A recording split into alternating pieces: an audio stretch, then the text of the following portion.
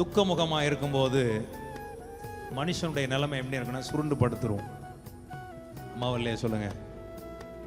எலியா பயந்து போய் அவனே சுருண்டு என்ன செஞ்சுட்டான், படுத்துட்டான். எப்போ ஒரு மனுஷன் வெளியே நடமாடுவான் தெரியுமா, மனசு ஃப்ரீயா இருந்தா சந்தோஷமா இருந்தா அவன் வெளியே டிராவல் பண்ணுவான். இல்லைன்னா அவனால அசையவே முடியாது. ஒரு அறைக்குள்ள அந்த அளவு ஒடுங்கி போன நிலைமையில ஒரு மனுஷன் இருப்பான் துக்கம் அடைக்கும் போது.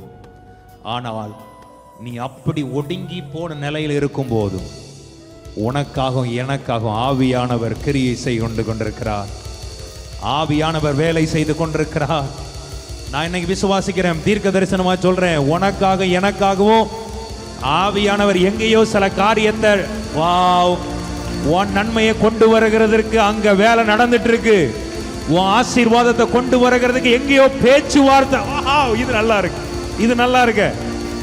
உனக்கு ஆசீர்வாதத்தை கொடுக்கும்படி, உன் சஞ்சலத்தை மாற்றும்படி, உன் துன்பத்தை மாற்றும்படி, உன் நெருக்கங்களை மாற்றும்படி உனக்காக எங்கேயோ ஒரு இடத்துல பேச்சுவார்த்தை நடந்துகிட்டு இருக்கிற விசுவாசிக்கிற பிள்ளைங்க கை தட்டி வாங்கிக்கோ.